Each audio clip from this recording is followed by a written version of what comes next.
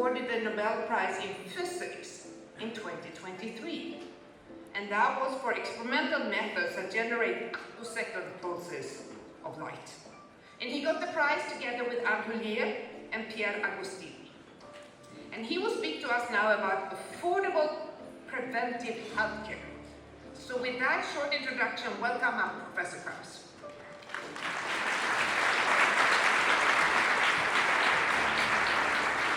Thank you very much. Good morning, dear laureates, students, distinguished guests. We often hear that big data and AI may jointly revolutionize healthcare. I would caution that AI can only be as good as the data used for its training are. And the available health data may not be good enough for establishing preventive care for two reasons. First, because their majority has been collected at a late stage of diseases that future preventive care should spot long before symptoms manifest. And second, because the sparse data collected at early stage of a disease from other individuals may not allow spotting early disease development reliably in our body, simply because we are all different. In contemporary one-size-fits-all healthcare, molecular levels, usually measured by single analyte assays, are compared with population-based reference ranges, implying biological noise dominated by the heterogeneity of controls, the variability of homeostatic values of healthy individuals. We are all different. But perhaps this biological noise can be suppressed by more advanced healthcare modality. Future preventive care calls for two revolutions: for physical technologies that, instead of measuring molecular parameters one by one, are able to access hundreds or even thousands of them reproducibly in a single measurement, and for a healthcare modality that, instead of referencing to other individuals' values, enables us to use our own previously measured value as a reference. These are the revolutions that we wish to bring about with our Protecting Health global initiative for creating the foundations of precision that is individual-based preventive care of the future. The high temporal stability implies a narrow person-specific reference range, way sharper than the spread of the variable in healthy population. If this parameter is sensitive to the development of a particular disease, it increasingly deviates from the person-specific healthy baseline, this green stripe, with progression of the disease, and may provide first indication about the unfolding disease long before symptom-guided healthcare can diagnose it. Detecting this disease before symptoms manifest requires us to donate blood repeatedly while we feel perfectly healthy, in sharp contrast to what we are doing today, to what we are doing in the existing symptom-guided healthcare. This is the price we will have to pay for protecting our health more effectively. And the price we have to pay for establishing this new healthcare modality is a new clinical study design. Repeatedly recalling individuals to establish their personalized reference range and then following them up for capturing slowly evolving chronic diseases at their early stage of development and for signaling risk of sudden events, such as stroke or a heart attack. Precision prevention relies on person-specific reference ranges. We refer to the new study design meeting these requirements as a longitudinal cohort study with repeated baseline and high-frequency follow-up. Briefly, Protecting Health. The prototypical Protecting Health study was initiated by our Center for Molecular Fingerprinting in Hungary more than 5 years ago, with a target cohort size of 15,000 participants aged above 40. We have meanwhile recruited almost 13,000 subjects, from whom our team up to now collected more than 73,000 blood plasma samples.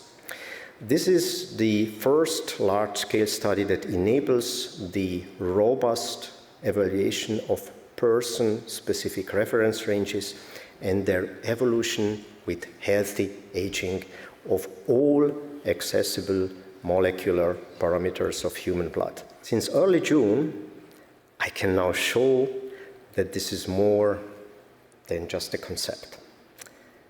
In our prototypical Protecting Health study in Hungary, first participants have been diagnosed with NCDs after they had donated blood at least 6 times before diagnosis. They have opened the door to the systematic scrutiny of the predictive power of blood plasma parameters, and obviously we first looked at infrared molecular variables. Here you see how the ratio of selected spectral amplitudes of the infrared light emanating from the plasma samples of a study participant diagnosed with thyroid disease almost 4 years after enrollment evolves over time before diagnosis. The spectroscopic variable exceeds the person's normal range 2.4 years earlier than diagnosis, most probably in a symptom-free early stage of the disease. Here, another variable's response to the development of a lung disease. The first red flag appeared here only slightly less than a year before diagnosis, but the great deviation from the normal range at this time indicates that the parameter probably might be able to signal the onset of this disease by more than 1.5 years before diagnosis, or maybe even more than that. This also suggests the need for more frequent recall than we did initially in our study in Hungary, namely once a year in the follow-up period. And indeed, meanwhile, we changed the protocol in Hungary, and after the 4-fold repeat of the baseline, recall our participants twice a year, and will do so also in the other Protecting Health studies to be rolled out hopefully soon. Yet another variable appears to provide first indication for the increased risk of the onset of a cardiovascular condition 2 years before the actual condition was diagnosed. Last but not least, we identified also an infrared variable signaling the development of type 2 diabetes in the plasma sample sequence of a study participant 2.3 years before diagnosis, and actually before the widespread marker hemoglobin H1C could have set off alarm bells. Obviously at a stage when the disease would have been clearly reversible. These are preliminary results, first results of 7-year efforts.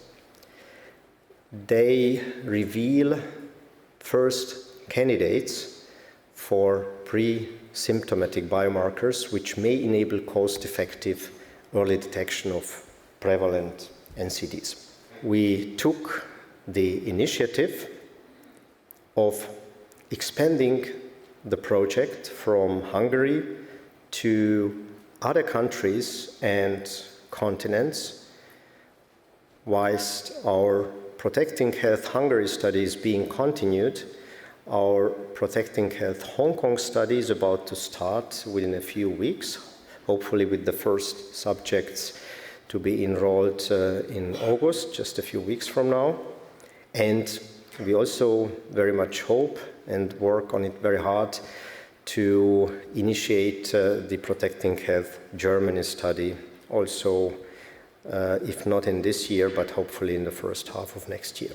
And I feel truly privileged, and I'm most happy to report that we are just about to start discussing the feasibility of a Protecting Health study on a continent where the anticipated future impact of preventive care would be by far the largest, as apparent from this burden of disease map. Indeed, Africa would benefit like no other continent from preventive care, and I'm most happy to announce that Professor John Amoasi, who initiated discussions about Protecting Health Africa with this very email just a few weeks ago, is here with us today and will join us for my Nobel Hour this afternoon to discuss the anticipated impact of this project for his continent and for the rest of the world.